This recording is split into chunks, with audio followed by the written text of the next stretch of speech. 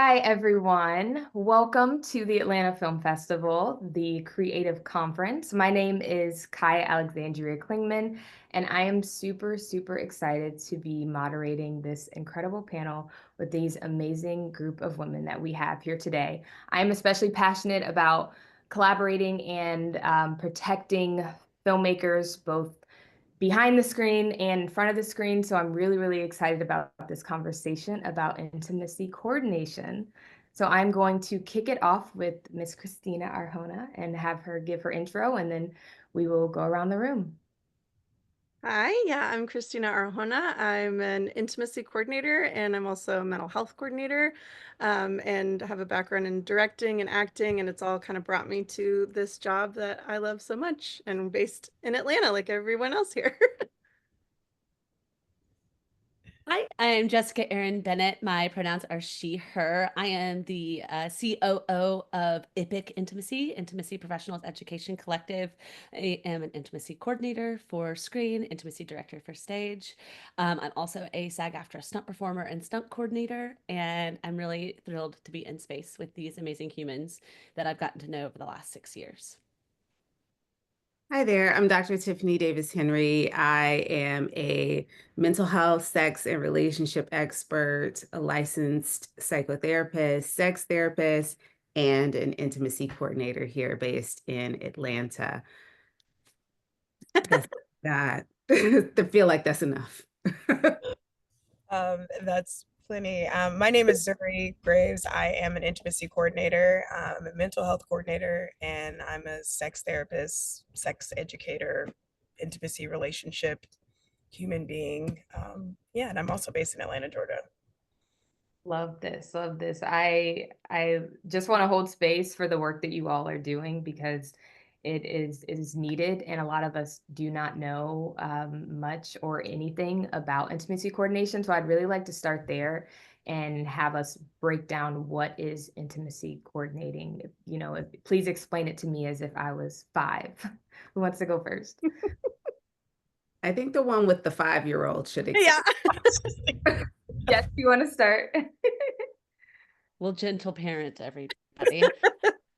Actually, I believe in sturdy parenting, not just necessarily gentle. So when we think of intimacy coordination, we're dealing with hyper-exposed work. So hyper-exposed work can mean nudity. It can mean simulated sex. And then simulated sex could be a wide berth of information. We can also deal with touch vocabularies within actors and relationships. This could be with minors. It could be with day players. It can be folks that are having a hard time creating chemistry on screen, because one of our founding principles is closure. And so we're helping folks navigate, especially since we have so many mental health coordinators here with us today, helping navigate how do we go home safely. What I often say is my job is for us to come, get here, do good work, be brave, and go home, because that's the only place I want to be. I want to go home, get my jammies, and sit on my couch with my peoples and my dogs. So how do we do that? So we deal with hyperexposed work. And then I think there's often a misconception of what we do is that we sit there and hold people's hands. Rather, we prepare. We're coordinators. More than anything, we're coordinators. And I think I send no less than 50 emails in a single day. We deal with breaking down a script, talking with creatives. Creatives could be ADs, directors, producers, etc. Talking. Do you have any legal? Oh, did I? We lost you a bit. Can you just back up? Yeah, my 100-year-old home, the internet doesn't always go through the wall. Let's see, the last thing that you heard was dealing like our paperwork. Yes. We have the creation process, directors, ADs, producers, how the actors fit into that process or don't, right? Because a yes does not exist without a no. And then we deal with the legal paperwork. So that's nudity and simulated sex writers. It could just be communications about the things that we are and are not willing to do. And then at the end of the day, we show up, we are choreographers. when wanted. Because that's not always the want. But we are choreographers and movement professionals, and we go forth and we work to create the kind of scene that we're going for. Sometimes that's realistic, sometimes it's something completely different. So it's depending on the goal of the scene. And then we go home. Hooray. I love. Yeah.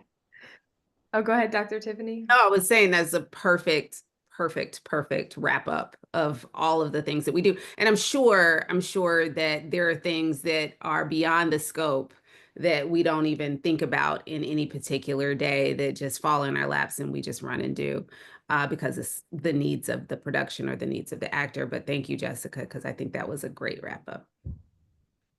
Yeah, and you mentioned working with the director, working with the ADs. I mean, you all sound like you are a department head. And so could you, I mean, I didn't even know that. So could you give some more information just in context around that?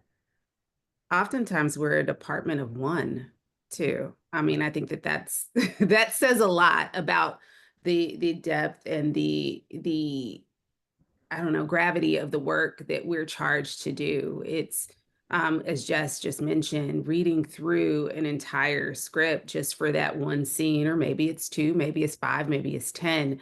But being able to comb through a lot of work to figure out what it is, how you can best be used and best serve the production and best serve the actors, and making sure that you are aware of any potential scenes that could be coming up, making sure that you're alerting the appropriate people, and making sure that you have crossed every T, dotted every I, checked in with other departments so that you can work seamlessly on the day or even before the day of filming. There's a lot of coordination that goes into it that I think that I guess the average person, layperson, and even sometimes other individuals on set, there are often times where we have to educate even our peers as to what we do and don't do. There is confusion about it, and still, but I see it really as an opportunity to inform and to gain support for what we do. I think there's a real appreciation for what we do, even for those that don't quite understand exactly what or why we do what we do. Yeah, I definitely see like some of the misconceptions when we come on set sometimes of thinking we are like HR or the sex police or these things that people might be resistant to us being there. And then once they actually communicate with us, we're like, oh, this is really helpful, you know, and sometimes I'll compare it to like a stunt coordinator is, you know, we're there to help facilitate a vision that the director has while maintaining the safety of everyone involved and being able to, like Jess said, be able to go home feeling good and safe about what we did throughout the day. So there's a lot of support, and sometimes it's educating different departments. And like when like Dr. Tiff was saying, going through the script, you know, they might be like, okay, here's a sex scene. And you're like, great. And now let me read the whole script, because sometimes they don't clock scenes that we would clock. So maybe there's a birthing scene or something that is not traditionally what they would consider intimate, but then once we talk about it, but like, hey, do we have a plan for this? Then there's sort of a conversation of, oh, I didn't think about that as an intimacy scene. This is really helpful. So we kind of help educate the AD department on like how to clock what kind of scenes that we would need to be there, and making sure we have all the information that we need. Or we're talking to wardrobe, you know, we often are having our one-on-ones with actors ahead of time. And so then we can communicate with wardrobe about the actor's preferred modesty garments, so that we can all work together ahead of the time. So by the time we get to set, we're pretty much a well-oiled machine. We all know what to expect. And like sometimes we're teaching the ADs like how to have a closed set, you know, making sure that everybody understands who needs to be there and who doesn't, and being thoughtful about like how we treat people that are not needed in that specific scene, but sometimes we have to help them understand why maybe you can step out for this part of it, and then, you know, come back in. We still value you, you're very important, but it can be tricky sometimes, like we only are there for a day or two, to be like, hello, I'm here and I'm kicking everyone out, you know. And so like facilitating an environment where the production can understand why we're there and what we're offering and support for all of them. And sometimes it's to not expose them to something unnecessarily that they don't need to be there for. And so yeah, it's a lot of collaborating and coordinating with the departments. Yeah, and I know we're going to talk more about training later, but it's also why it's so critical for intimacy professionals to be trained in intersectionality, to have cultural competency, or where you lack cultural competency. So we've intersectionality, cultural competency, and also script analysis, because not only are we needing to understand the story, there was a situation where I read something recently and I was like, that sounds sexual. That sounds sexual. And they were like, yeah, we think he's naked. And I was like, you didn't think to put that on my scope of work? And they're like, nope. So because he's wrapped, he's like, they were like, well, you don't really see anything. And I was like, that's not the point. But anyway, so it's important that we're able to look at a wide scope, and then also when we go onto set, to be able to understand to the best of our ability how we affect a space. When we walk in, we affect a space, and then also the dynamic we're walking into. Because, like Kristina said, sometimes we're just arriving, and you have to do your best to clock a situation and be like, okay, today I am wallpaper, or today they need me to be hot, like loudly present, like TSA. So we're constantly navigating, and if we mess up, we are the immediate scapegoat. It is an extremely tricky environment. That's so Even interesting. if we don't mess up, even if someone else messes up, it's usually the IC that gets blamed. So Wow. yeah. Yeah, And it I seems think- you all are like navigating and managing ambiguity at its finest. Yes. Yeah, go ahead, Zuri. I was just gonna say, and I feel like the three of you all have done a really good job of wrapping it all up. And I'm just thinking about layman terms of uh, we've gotten so used to this work. So to put it in, like you're saying, you're sending 50 emails a day, and we're talking about wardrobe. It's also that reminder that we're the new kids, you know. So being able to be really super respectful of there were pieces of this work that were being done before we existed, and making sure that we're working closely with those departments to almost pay our homage and respect, and figuring out, okay, this is what you've always done. Cool. This is how I can help support you in doing it. I'm not there to take your job. I'm not here to do it for you, but what, like, how can we work together? And I think a lot of times, but those 50 emails a day that Jessica, I think that you're referencing, it is all of the other departments too, you know, because I think because we're coordinators, we're bringing all these departments together, that people would never even consider being a piece of the intimacy. You know, thinking about if you have a scene in a hotel room or a bedroom or whatever, how many sets of sheets do you need? You know, sheets you're going to set deck, you know, and then it's like, okay, is the sheet being used in a particular way? Now it's a prop. How many do we have? Are we showing something that might be some sort of ejaculate or something like that? That's special effects.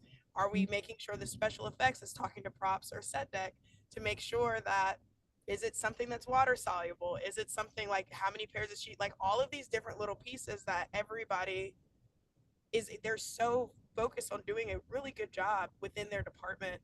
Sometimes this overlap in these conversations don't happen. So being really proactive and over anticipating what could happen in between all these different departments, and sending those 50 emails that people could be super annoyed about, but it's better to be prepared. And I think in those emails, it sets up the initial step of that communication to build that bridge, so that we are showing up a lot of times as strangers on these sets of established people who've been working together for however long, and we're kind of coming in a little bit late to the party. So sending those emails also helps with that connective tissue and that fabric. So Zuri, when you say that you all are the new kids, can you talk a little bit more about how long intimacy coordinating has been around officially? So I was about to say 6 years. Just might be the best for this, but yeah, about 6 years officially. I think 2017. 2018. 2018 was the Deuce in New York, HBO season 2. They brought on Alicia Rodas, and like she was already a part of the set and saw the need. And what that need looked like was trying to put a lot more emphasis in a place where we have not thought about like an unsafe, like we think about safety in terms of stunt coordinating. but knowing, like realizing there needed to be more steps and more protocols put in place for other areas of hypersensitivity and places where additional safety needed to be put in place. Is that Yeah. dirty? Wow. Nailed it. I want to Nailed it. tag somebody else in on Yeah, that. yeah. Well, to bounce off that too, History. it's like as of 2020, because I have so many people ask me like, well, didn't they do real sex, in film and all this stuff before?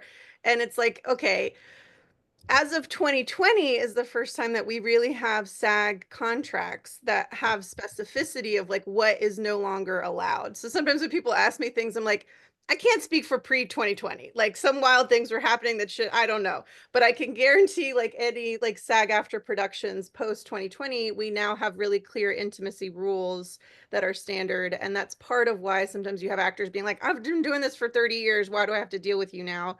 It's also that like there are just new protections in general that a lot of actors, a lot of productions are not aware of. Like we talk about the 48-hour rule. So many people don't know that that's a new thing. And so there are additional safety measures that actors have access to that they might, if they've been in the industry a long time, they might not be aware of has changed.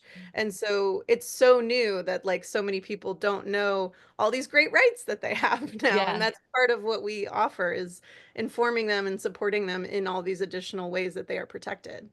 Yeah, and giving a little bit of additional context to the timeline. So 2018 was the Deuce, and then HBO was like, this works. Great. We require it on all of our shows. And then specifically Alicia was like, oh crap.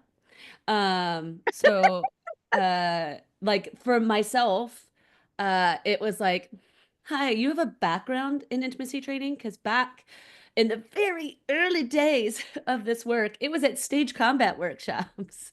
And I took classes like with Tony Asina at workshops. And I just did it because it was a class that I could take and it was awesome. And as a stunt woman, I was often placed in sexual situations and with nudity. So I just took some classes and then I worked with Rachel Flesher. I was like, you are a magician. And I started training with Rachel because I wanted to be a better stunt coordinator. That was 2018. And then 2019, they were like, here's shows. So the early days of intimacy work were bananas. 2019 was bananas and it's still bananas. But imagine in 2020, we had guidelines and protocols because all of us had just, not all of us, but a lot of us were working in 2019 being like, this is crazy town. Whoa, no. And so you're just constantly being like, we should do that, not this. I did that. That didn't work. So a lot of the guidelines were created because there was nothing. There was nothing. And so then we had the 2020 guidelines, which are now 2023 contract. Yes.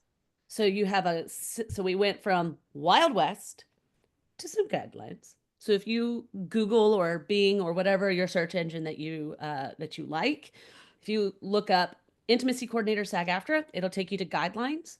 Those guidelines are now in the contract. And that has taken that long to do that, but it's remarkably fast if you compare it to any other department. Any other department takes decades. Wow. In 6 years, we are working on a contract. Bananas. I think it's also important to remember the impact of the Me Too movement and everything that came about during that same time. I think it was a whirlwind, and that was part of the bananas that you're talking about too, Jessica.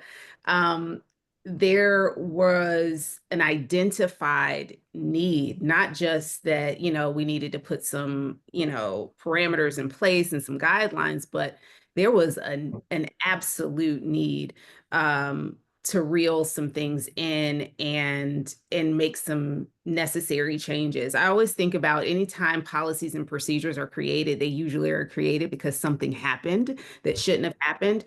And I think there was just an enough is enough. Like, even though people have been in this industry for so long and have wanted and have done things a certain way, we can no longer in good faith and conscience as production companies, as studios, go about this the same way. And we have to protect ourselves as a production, and our actors are saying we need to be protected. And so this position is, I think, critical in making sure that those types of protections for studios, for our performers, are at the forefront of everyone's mind. Yeah, I can hear the passion in all of y'all's voice and in your work. I'd love to know what drew you to even pursuing IC work. And anyone can start or chime in. Well, I mean, I just think about what Jess is saying about bananas in 2019. My first mention of it was, We wear many hats. What a nugget. oh my goodness. But yeah, I think that like just I moved to Atlanta, had no idea, did not have film on my radar, I'm a clinician, and I doing sex therapy and things, and moved here thinking about going into private practice. And I'm a roller derby athlete. I was recruited by the roller derby team here, and that's how I ended up in Atlanta and traveling all over the world. And was like, I need to figure something else out that feels a little bit more like home. It's putting some roots in Atlanta, and everybody's like, do stunts, like just go and try it. Not an actor, not a stunt person, but tried, and because of that, I ended up in these spaces talking a lot about safety and having my therapist brain and my spidey senses going off, and ended up in an opportunity to be on my first stunt gig. As I do motorcycles, so it was very less stunt, very more just like hopping on a bike and doing the thing. And there are a lot of other things in place in there, but I ran into Samantha McDonald and Jessica Bennett, probably my first or second day on a set ever, and started asking a lot of questions, and ended up figuring out, because I was like, can I be a set therapist? Like, can I?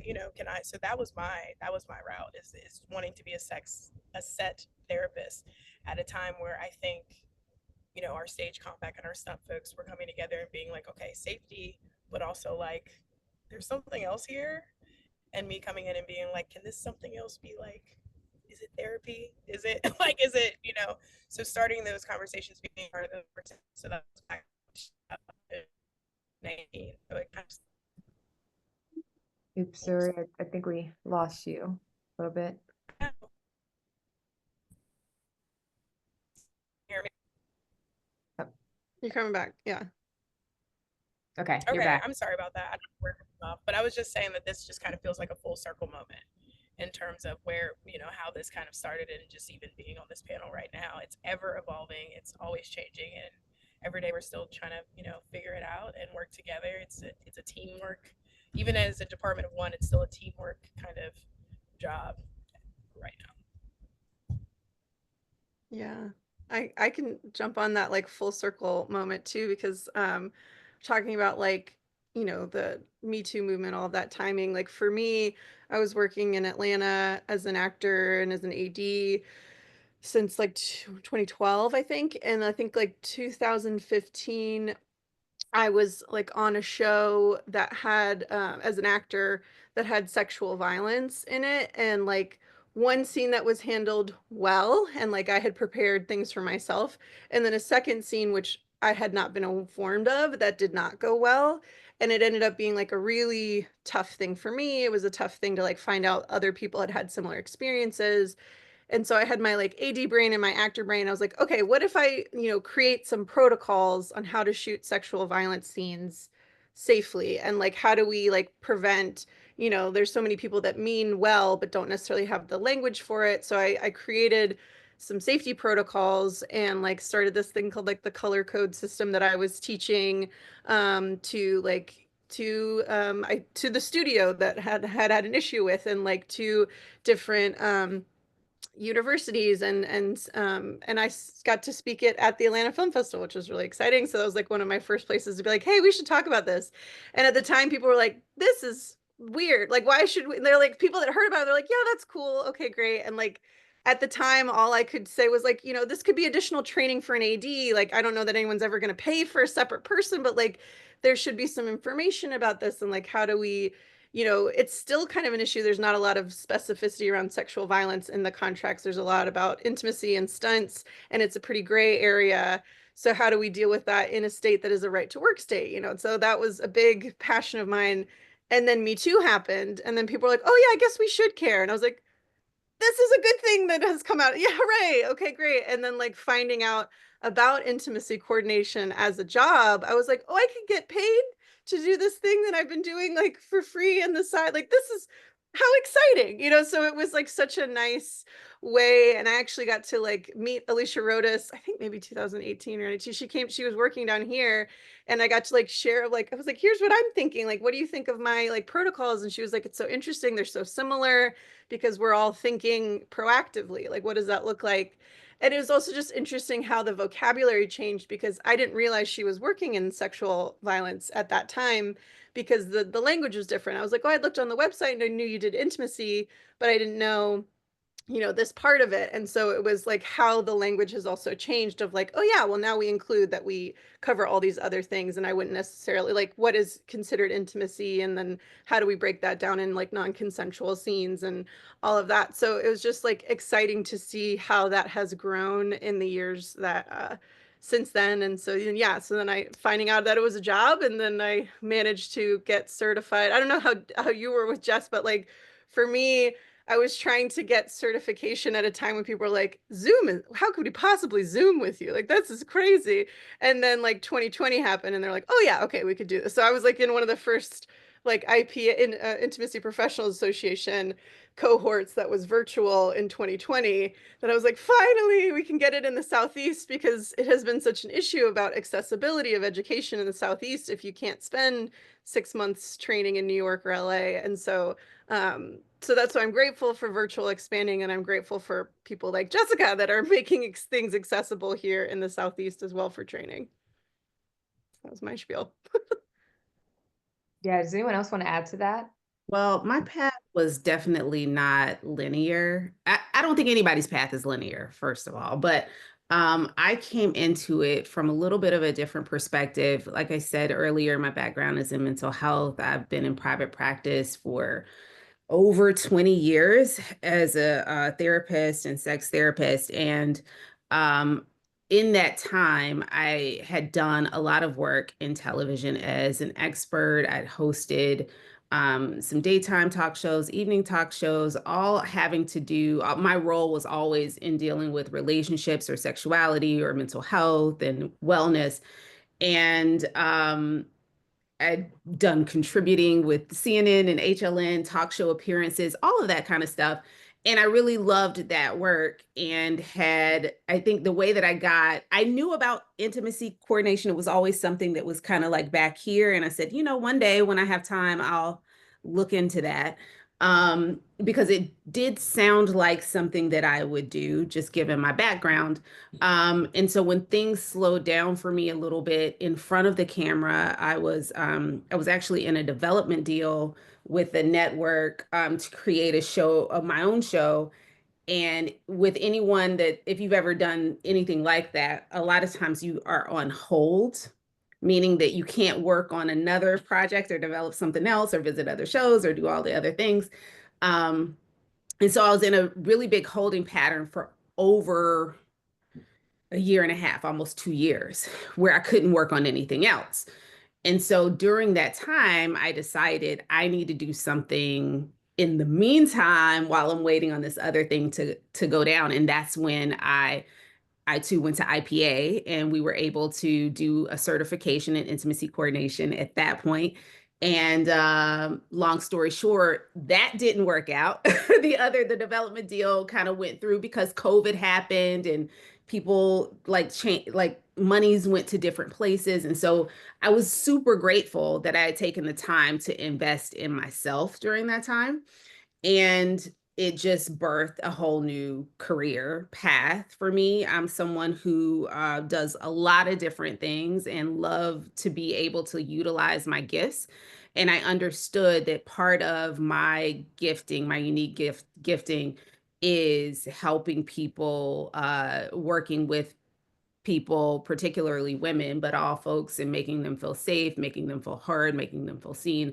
Um, helping to empower and uplift them. And I was doing that in front of the camera, and now I have the opportunity to do it behind the camera. And I really do love doing both. So that's kind of how I got here. That's how I got here. I love hearing everybody's stories. I think I knew Zuri's best because, like Zuri mentioned, Zuri's like been in Atlanta for like a week and then sees me and Sam at work, and we're like, hi. And Zuri, I have such a fond memory of that too, because I can't imagine what you thought of Sam and I, because we were just like, we were just, oh, my internet again. No, you're good. You're back. You're back. You're back. Oh, I'm back. You're back. My internet, y'all. It's okay. You would think that I like live in the boonies. I don't. So my path in this is I've been a stunt performer since 2009, and I've been a SAG-AFTRA stunt performer since 2012. So when intimacy work came about, um, I had just finished assistant stunt coordinating a studio show. So it's knowing the studio system. And I think that's, especially when we think of like film jobs, there's like I don't know if everybody here has felt this. I've only done film my entire life. That is all I've done in my adult life. I have a BFA in acting, and I've been a stunt person since 2009.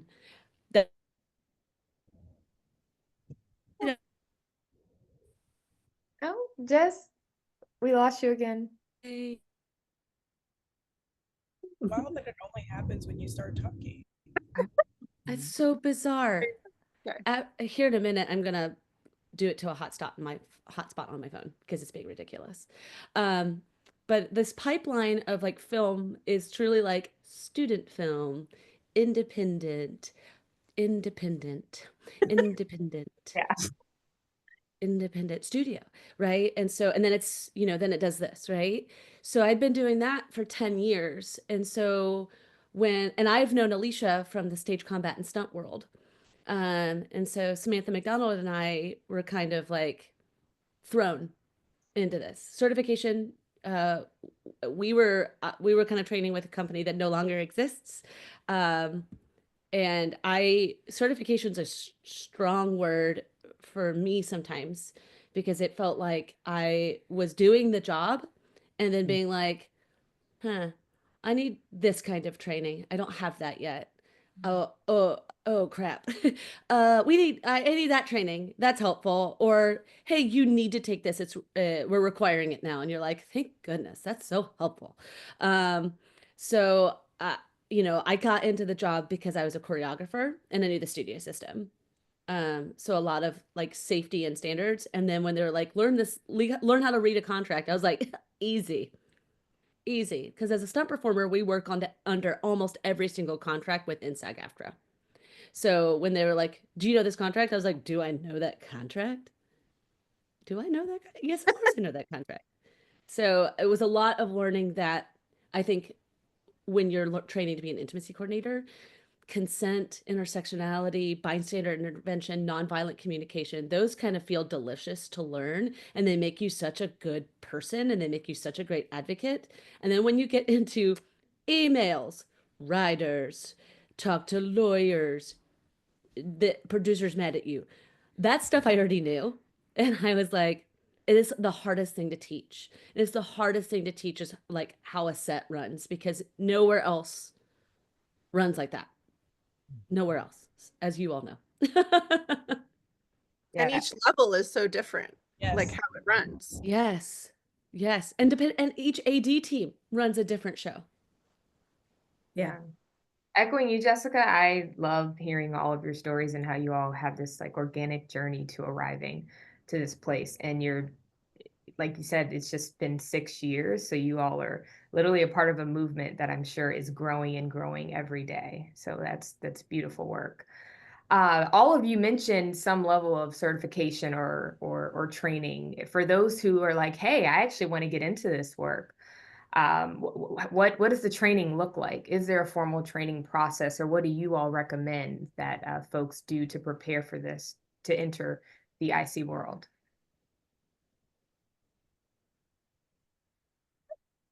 I want to throw it to Jess again. I feel like because of talking about different training, we've kind of said there's so many different paths to this. And it's so exciting that so many people are so interested in this work. And I do think like what you've said, it is so important to have this knowledge and this training and these different things, because you're working with people at their most vulnerable in a lot of situations. And so there's potential for harm, even with really good intent, if you don't have the right skill set yet. And so there's a lot of discussion about certification or not, but like there's pretty consistent desire for some kind of training and knowledge, and like being aware of the unique work that we're doing. So Jess, you kind of started to talk about like the different things that we could be learning, but then as well as like why you have a training program now, or why does this continue to grow, and there's so many different training opportunities. I'd love your perspective on that. What's so exciting is that you could go train. What's so exciting is you can go train. And what's so exciting is you don't even have to want to be an intimacy professional, but taking any of this learning is going to equip you. It's going to equip you as a director, as an actor. If you There's just a ton of learning to be had. And I think one of the richest things about being an intimacy coordinator is how it has, I feel a different equipped for my life, and a different equipped for advocacy and for people and to love on people. And that speaks to a lot of my thesis and a lot of my code of ethics as a person. So go learn. Even if you're like, I don't want to be an intimacy coordinator, who cares? Go learn. And actors, go learn, because the more you understand what a boundary is for you, the best advocate is yourself. Because if, as intimacy professionals, if you don't give us your yeses and your nos within reason, we're limited in what we can do, because our power is a contract and your needs. And I sometimes don't like to say boundaries anymore, because it's such a coded word sometimes. And I may not need all your boundaries. I might not need all of them. And some of those are for you and how you show up to work. Right? And you are not required to tell someone how you need to show up to work. Right? I want to also uplift, like, some of that's a secret and some that's for yourself. But an intimacy coordinator can help you hold it if needed. So as some training entities, both Kristina and Dr. Tiff mentioned IPA, Intimacy Professionals Association. That is it's cohort run. You could take it from T to B, top to bottom, all the way through. There is also Intimacy Directors and Coordinator. It's IDC Professionals, another cohort run. You can take it top to bottom, all the way through. There's INSEP, there's Moving Body Arts, there's loads. Again, if you go to the SAG-AFTRA Intimacy Coordinator portal, that is public. You can see lots of training organizations. Here's the key for training. Any learning is good learning. And if you're like, I want to be an intimacy coordinator, a good starting point, like a jumping off diving board, is specifically looking through the suggested learning. And you can do that step by step if you so desire. Or you can take it through a training process. My company is Intimacy Professionals Education Collective, and we recognize training from all platforms. We do have labs. We run like labs basically to talk to you and be like, you have this training. How cool. Do you understand how to apply it to the job? Right? Because that is a different bag, right? So we have folks coming in similar to Dr. Tiff and Zuri, who come as sex therapy professionals and experts. And so it's saying, what? You probably have some dope learning. You have a license. Whoa.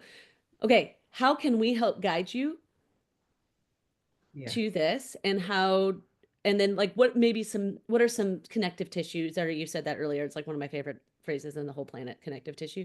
What are you missing for application? Absolutely. And it's not all skills translate.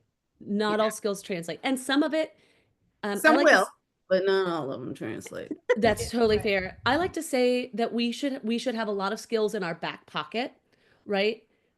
fill your back pocket, but I have to reach back to grab a skill as opposed to my front pocket where I can just pull it out really fast. Some of it I need to take a little time to see, do I need it? No. Yeah. Nope. Keep it in my back pocket. And there's some of the skills we need in our front pockets, which are the things we need every single day that we show up to work. And those are the skills that we need to have at the forefront and the most trained.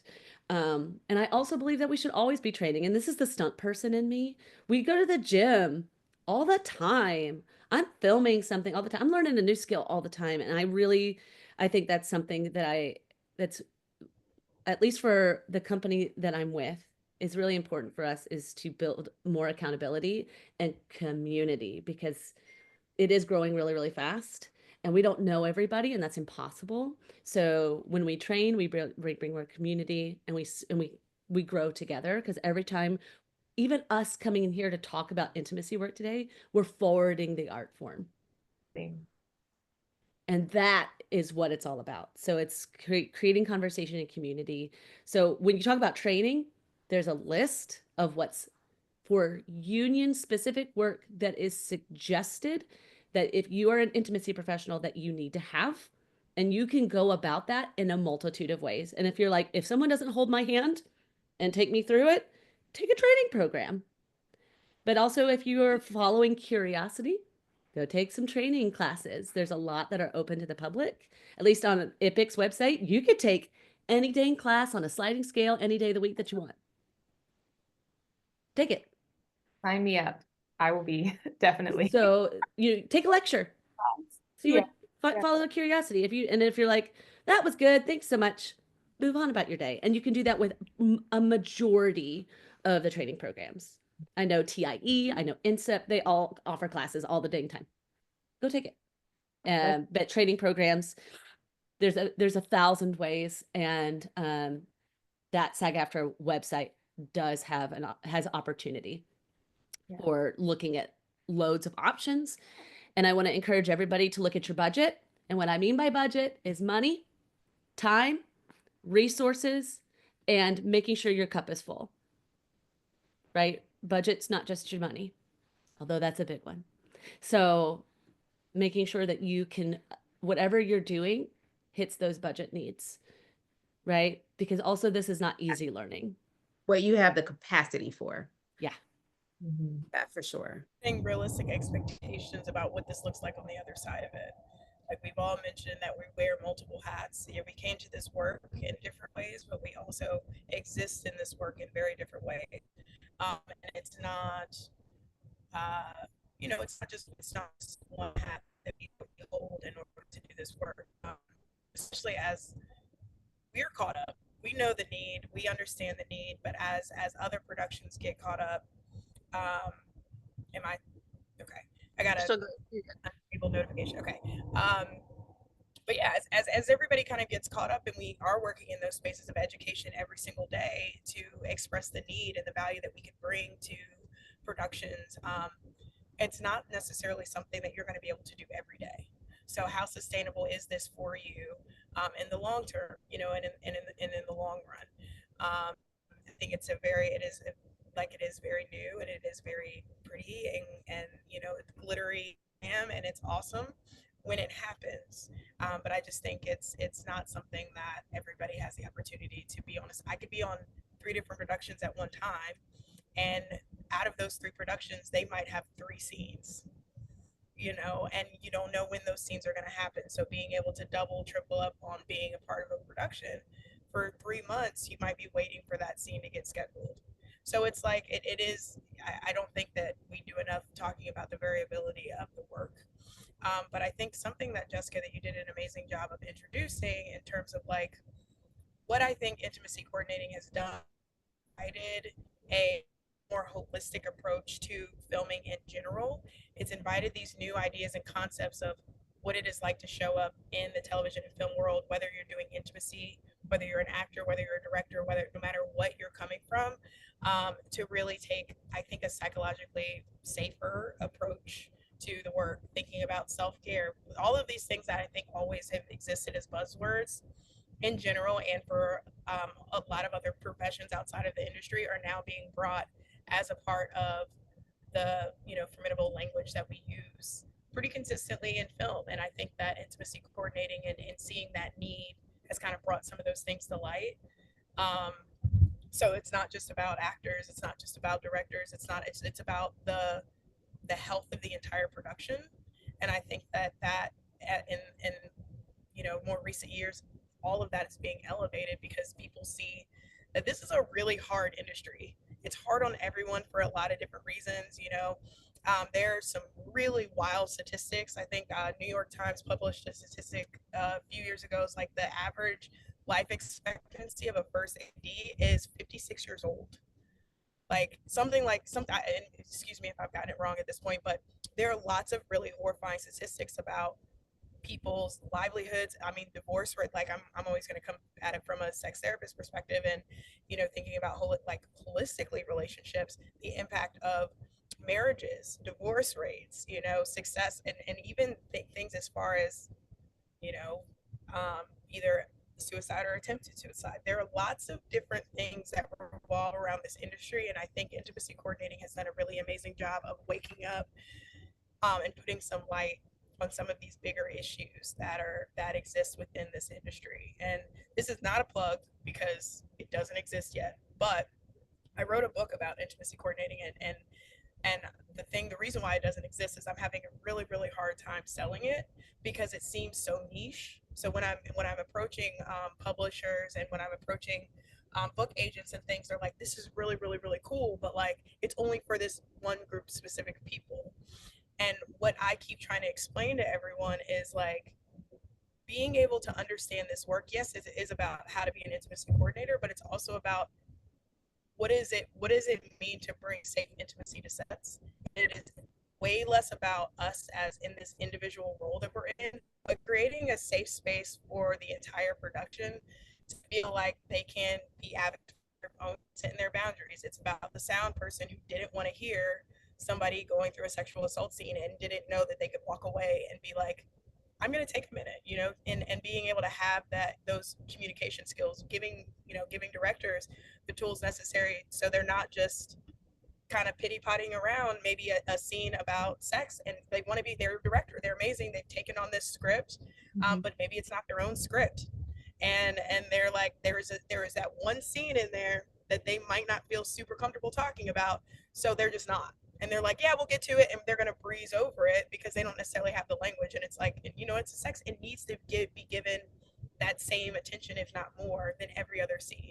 So I think that being able to be in community with intimacy coordinators creates and invites, I don't know, it increases the overall health of everybody in the entire production is my point. So yeah. Absolutely. And thank you both for sharing. And Jessica, thank you for sharing those resources. I know those are going to be really valuable for our audience. And you touched on something earlier, and you did as well, Zuri, about the actor or actresses having the power and confidence to express their yes or their no.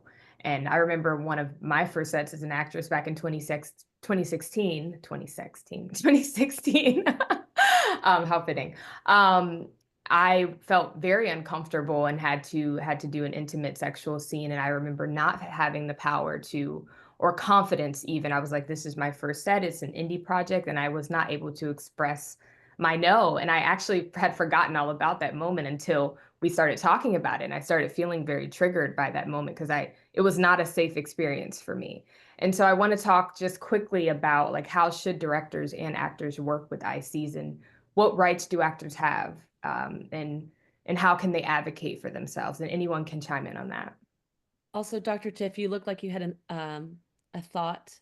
I did have a thought, and we can certainly come back. Well, I'll just say it right now really quickly because I know they're going to edit and do some things. One thing that I just wanted to add to the conversation that we were saying, that Zuri and Jessica so eloquently put it in terms of our training. I think I love what you said, Jessica, about all of the different types of trainings and the whys.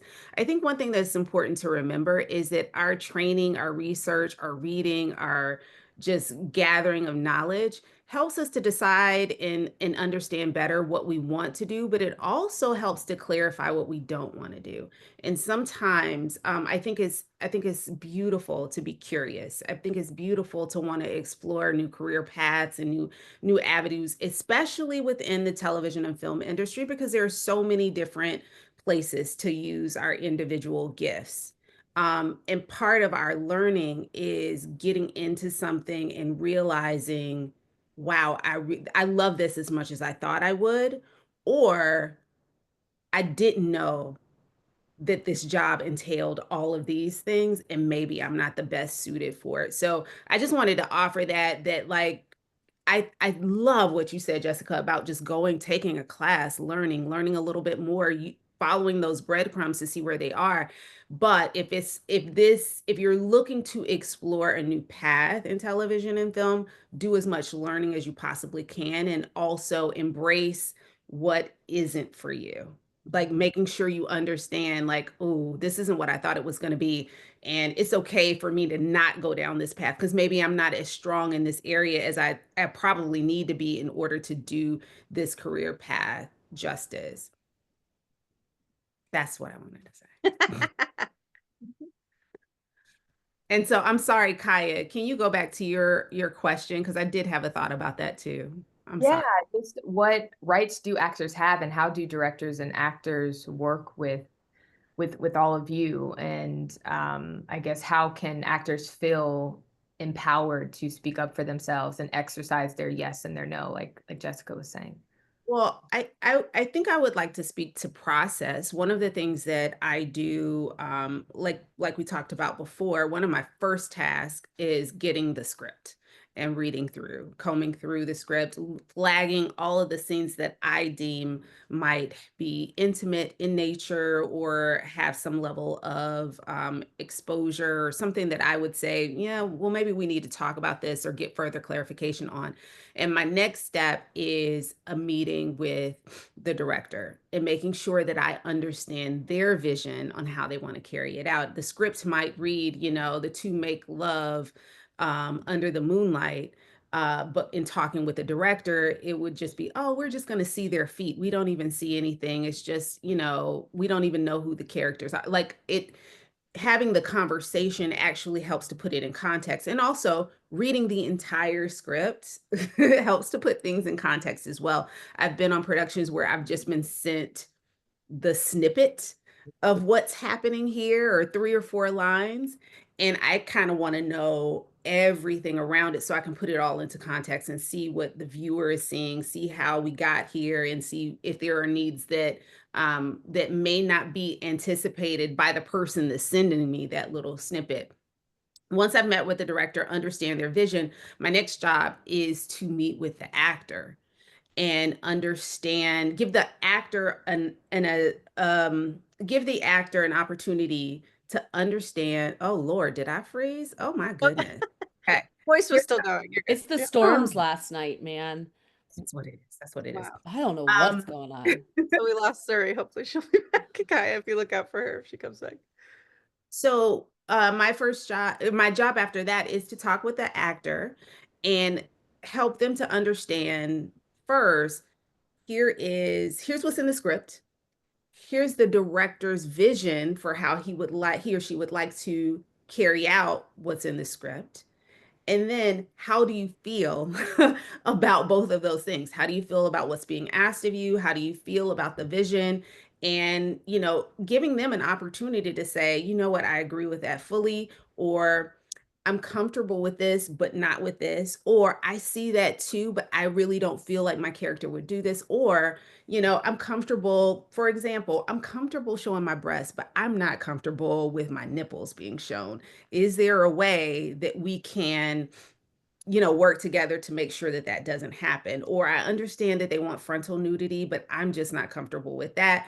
I would be more okay with profile nudity or no nudity at all. Is that okay?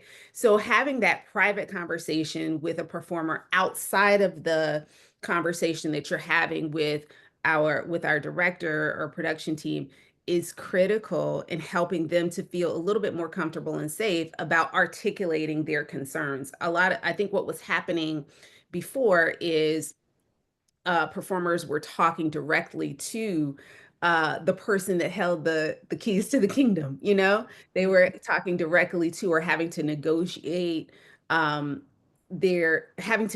their agency, really, with a person that, you know, could, you know, get them off of the production completely. And it was an unfair place for both parties to be in, to be honest. And so having the intimacy coordinator allows them to speak a little bit more freely, for especially for those that just don't have the confidence to do so. Gives them an outlet to address their concerns and really mull over and think about how they want to show up and do their work, and to give them the time that they need to make a decision that really does feel good and without a lot of pressure. Once that conversation has been had and we come to some agreements on consents, what they do or don't consent to, what they're comfortable with, what types of boundaries they have around kissing or touching, then I relay that back to the production team so that they can start to plan any adjustments that they need to make based on that conversation. And then we show up on the day, you know, we show up for rehearsals, we show up for the actual filming of those scenes, and make sure that whatever conversations that we've had prior, that we can help to uphold what was agreed upon, and that the actors, one of the things that I really do hope that I bring to set every time is having actors who feel so confident in what we've already discussed that they don't even have to worry about it. They know that they've been heard. They understand what's being expected of them. They know that production understands what they've already agreed to and consented to, and they can just show up feeling free and feeling confident that they can go in and do their job and not have to worry about who's looking at the camera and who has access to the feed, and will anybody be there? Will there be a robe on set for me to cover between takes? Am I going to be asked to do now take off your bra, we want to see it this way now, when I've already said I don't want to do that? Our job really is to take those worries away and make sure that people are safe, make sure that our productions are safe, make sure that we're not exposing people or traumatizing people. And as Justice just said earlier, that everybody can go home feeling good about what they've done, and that we haven't left any questions or any bad or negative feelings with the work. Thank you so much for sharing. And I know we're a few minutes away from closing, and I just wanted to ask one final question. If everyone could give their take, either answering what do you see happening in the future of intimacy coordinating, or what do you hope happens in the next 5-10 years for intimacy coordinating? Well, I want to kind of answer that with also like what we were thinking about too, because I love what Dr. Tiff said too, of like people, you know, sometimes we get a bad rap of people being like, intimacy coordinators are come in and like distract me from my work, or like now it's all clinical and da da da. And like Dr. Tiff did such a great way of like, here's how we take care of all of these other things so that by the time we get to set, you can just focus on that. We're eliminating all these additional stressors. We're not adding more. And that conversation continues to hopefully shift in the like in the future. I do see more people understanding what we do. I do see reactions when I come on set to be gentler than they used to be. And I see a lot of actors being like, oh yeah, I've worked with several intimacy coordinators. Like, here's what so I see actors improving their vocabulary on what they want and like knowing what their boundaries are. And I see directors, so like even, the idea of training if you don't want to become an intimacy coordinator, I've seen directors like taking some classes so that they can better understand, like if we have a scene where like, okay, it says they're making love under the moonlight, what are you imagining? And a director's like, I don't, and so I'm like, my goal is to bring your vision to life. If you don't know what your vision is, it's going to make it a little trickier. And so it's totally understandable that some of those conversations can make people uncomfortable. But the more that you kind of learn your vocabulary of like, and I can help guide of like, okay, let's talk about like, what's the, intention behind the scene? What are we learning about these characters? Like, what's the goal? So that if we have compromises or different opinions on level of nudity or whatever that is, like we still are working together of like, what is this scene, you know, doing for the story? So the more that people we can kind of normalize these conversations, the more I see directors being able to specify a little bit more about what they're hoping for in these scenes, like what is the purpose of this scene, what's the connective tissue for the rest of the story in this way. And then becoming more standard, you know, it's still like not required to have intimacy coordinators on every production. And I run into a lot of actors who don't realize that. And so sometimes I have actors, you know, sometimes I get a call on a show because the night before the actor was like, so who's our intimacy coordinator? And they're like, we didn't, oh, okay. Like, okay, we want to do it, but like, we didn't know. And so the actors are assuming that we're required. But like Jess was saying, it's like HBO made this, you know, statement. And then we were like, where are the other studios? Are you ready? And like, no one else has kind of, as far as I know, has any other studios officially said they'll do on every? So in our contract, in the SAG-AFTRA contract for actors, please note that like when I say SAG-AFTRA union, and I realize a lot of independent works non-union, think of it as like this gold standard, right? It may not be required for what you're doing, but it should maybe be like it's a guide, like a guiding little guidepost. We are not technically required, but in scenes with abject hyperexposed work, they have to do due diligence, which I have learned is a legal term. It's a legal term, not just because I was like, in working in wages, I was like, that's terrible language. And they're like, it's actually a legal term. I was like, I take it back. So they have to do due diligence. They prove that they did actually try to find an intimacy coordinator. So we are and are not required, but it's specifically for nudity or simulated sex. There are 1,000 other reasons we show up to work, and an actor, as per SAG-AFTRA, has the right for any scene to request an intimacy coordinator within reason. And not be like, there's no negative repercussion, right? There's some language in there that they can't be. They can't, yeah, it can't, oh, I forget that, but yes, Not- legal really jargon. But yes, so you can't have retaliation. So, so yes, and it's a yes and scenario. We're not required or mandated. We are about to jump into negotiations with the AMPTP to get further contract language. So what that contract language will be, I don't know. And one of the sticking points is mandation. Similar that, so one of our guiding standards is like how stunt coordination. So especially for indie producers and indie directors, I also highlight like taking a look at physical safety with stunts and intimacy, and looking at maybe in a similar boat, like how do I do this?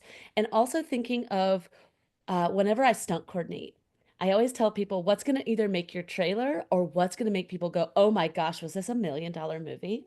And oftentimes it's things with movement, right? So if we think of a stunt, that's going to probably make your trailer.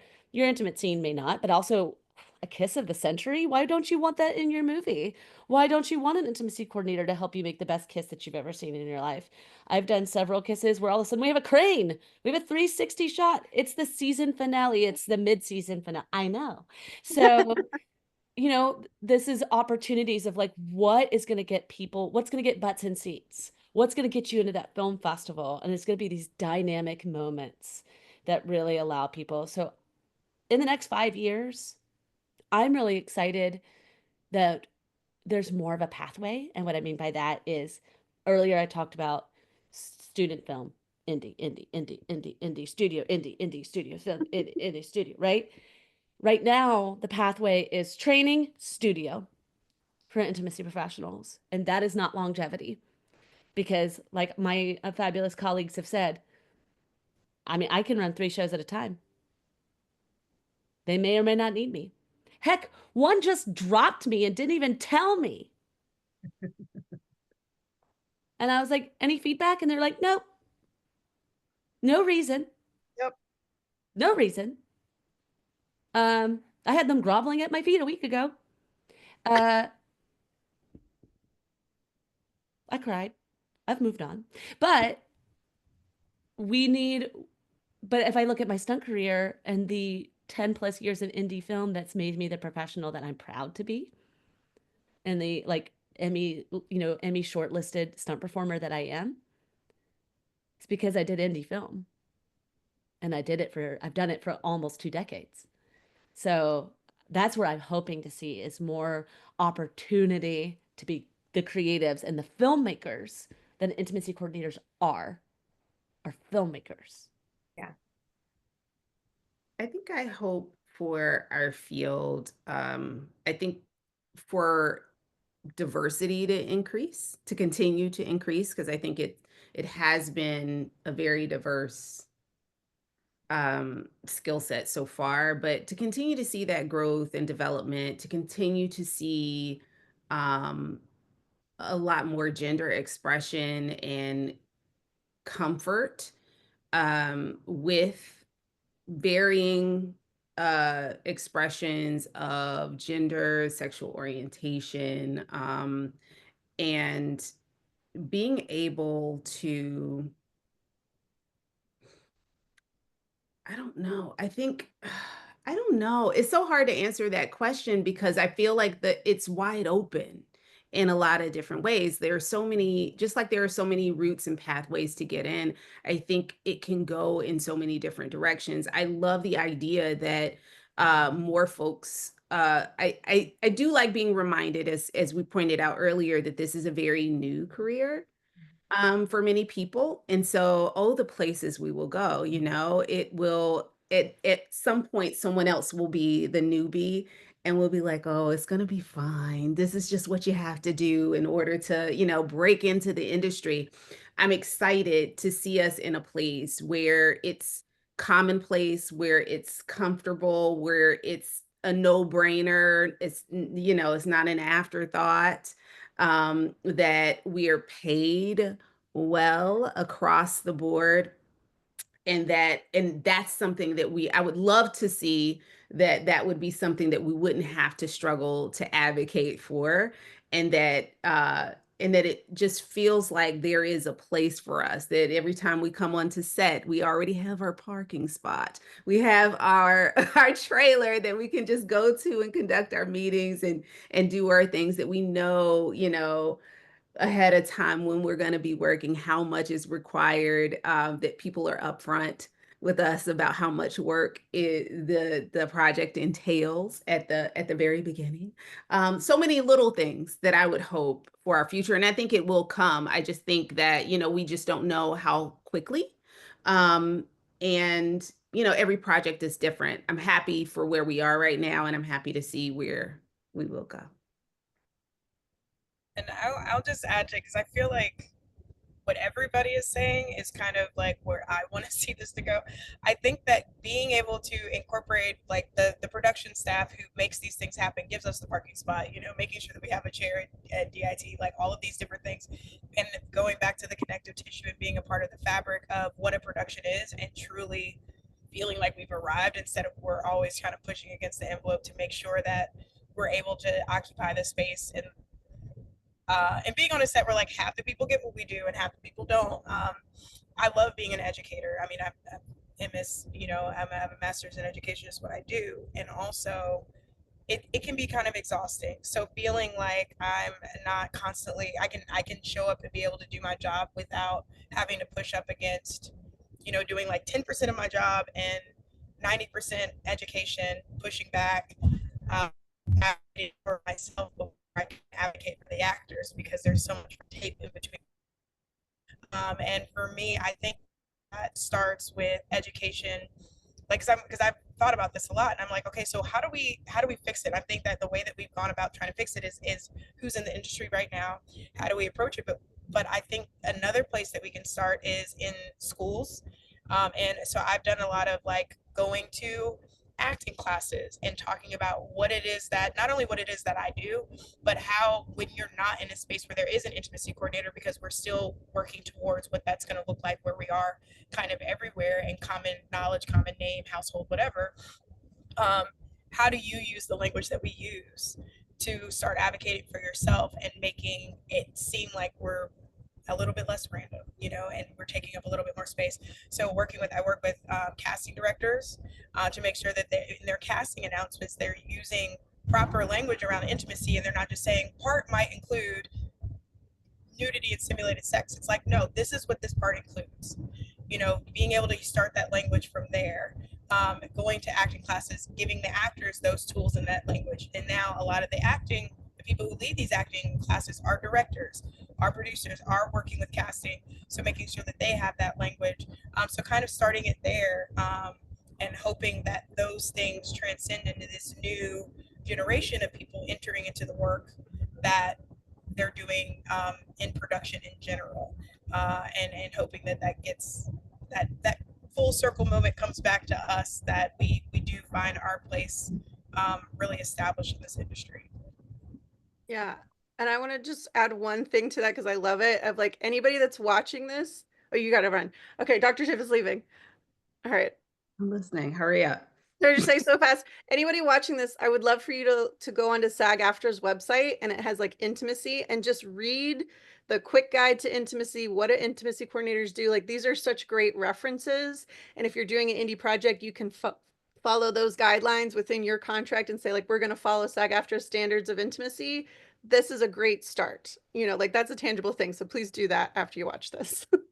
That, ladies, I am really honored to just be in conversation with each of you today. You all are doing the work that really, really matters. And I know I've taken so much from what you all shared, and I hope our audience has as well. So big thanks to our audience and everyone who is watching and tuning in. Don't forget to check out all the rest of the amazing panels happening at the Atlanta Film Festival Creative Conference. Thank you so much, and enjoy the rest of the festival. Thank you, guys. Sorry, we got you out one. Let me. No, I know. Hi, Dr. I'm Tiff. out. Stop I'm your out. recording. Thank you, Right. guys.